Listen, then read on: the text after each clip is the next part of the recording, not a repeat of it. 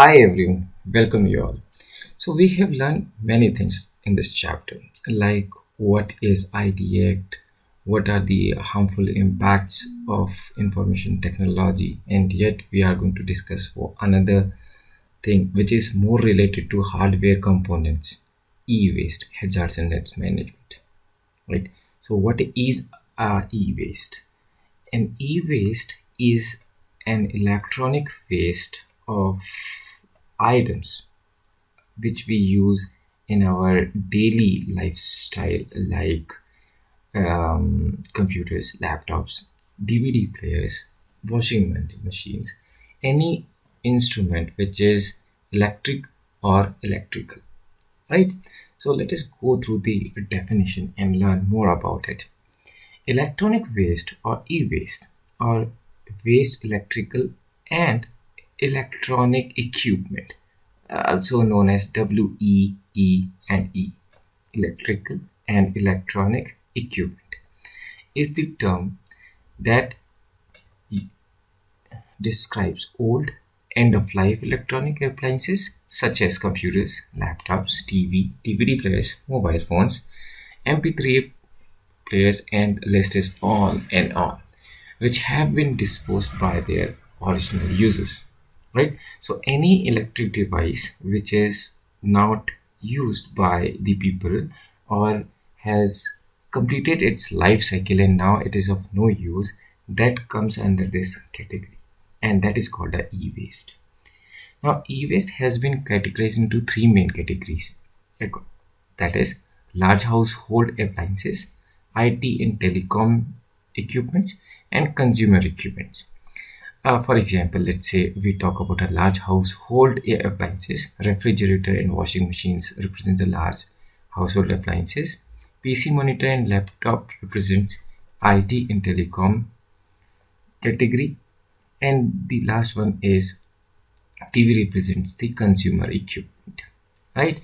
And there is yet another classification of electronic goods on the basis of their hazardous scale, that is white goods, which are very less hazardous, and they are air conditioners, dishwashers, refrigerators, and washing machines, because these do not include poisonous or toxic substances. Now, there is the category called brown goods, which comprises of TV, camcorders, cameras, which contains some hazardous components or compounds like cadmium or mercury. And now the last, which is more dangerous and most hazardous, are the gray goods like computers, printers, fax machines, and scanners. Okay, there is a long list, but we are just giving you example of most commonly used these devices, right? So let us move to our next agenda points, which says what are the composition of e-waste. So let us go through this, though I have already given some hints about it. Basically it is when we have an electronic device, it contains variety of products like from plastic, wood, glass, to semiconductors, iron, gold, many things are there, and many things are used like silver, cadmium, selenium, or hexavalent, chromium, and flammable elements. Like, so it when we are talking about the gadgets, they are composed of many different categories of elements. Okay, so for you people, I'm going to read this paragraph so that you can get a fair idea.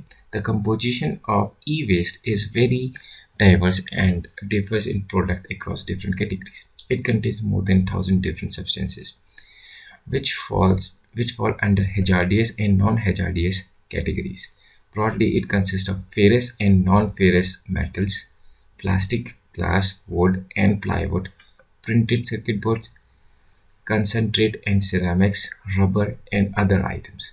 Iron and steel constitute about 50% of electronic waste or e-waste, followed by plastic 21%, non-ferrous material metals, that is 13%, and other constituents.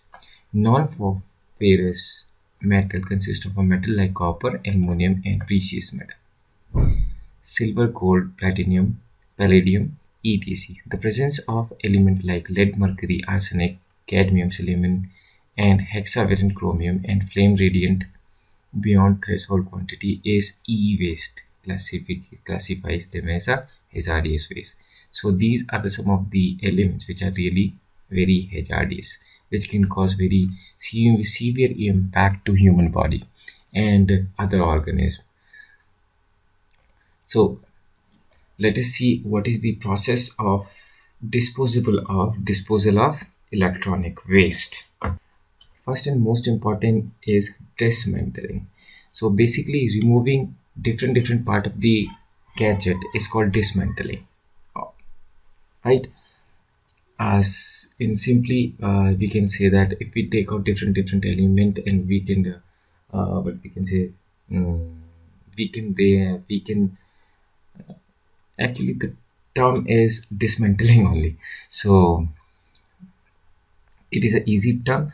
We're simply segregating different elements, or what we can say, separating different elements from the different components is called dismantling.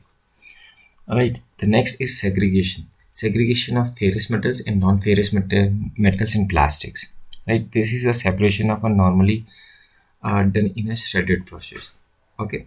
So after dismantling, we are going to separate different type of material. This is called a simple segregation. Okay.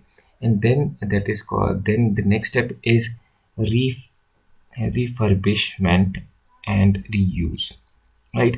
So refurbishment and reuse of e-waste has a potential for those use electrical and electronic equipment which can be easily refurbished to put to its original use. So if a component is not damaged severely or may be used, then it can be refurbished.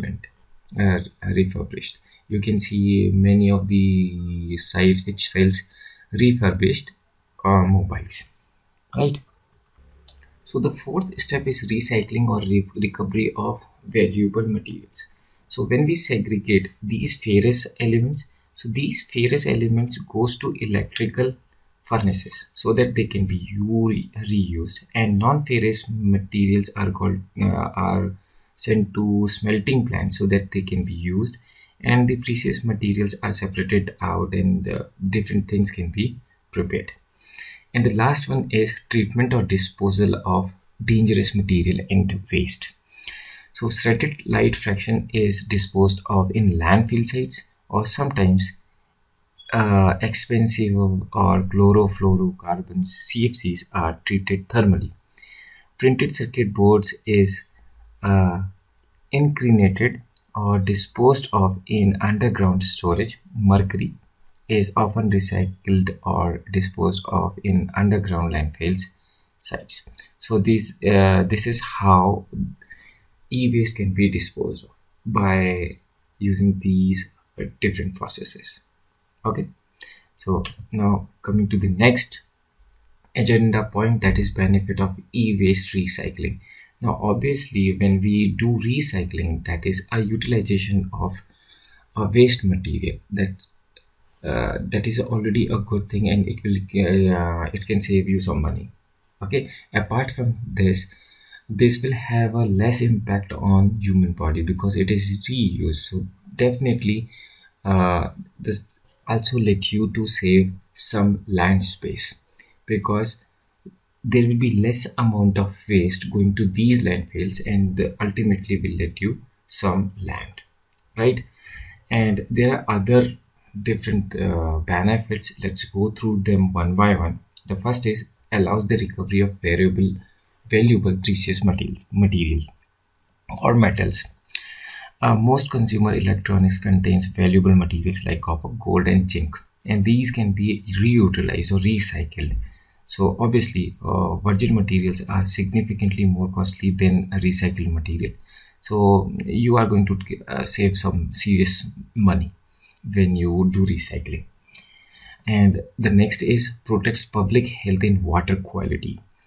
So e-waste containing a variety of toxic substances which may include lead, mercury, and cadmium.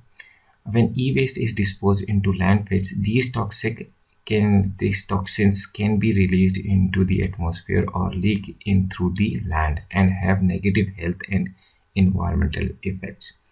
So, if you recycle it, there is less chances of um, toxicating of atmosphere. And the third is creates a job. So obviously there are some manpower which will be utilized in recycling. This will give additional jobs, right? And the fourth point is toxic waste, a minimum production of toxic waste which are linked with crop devastation and human health crisis due to water contamination. So if you recycle it, less and less amount of toxins will be released, and this will obviously save water from contamination.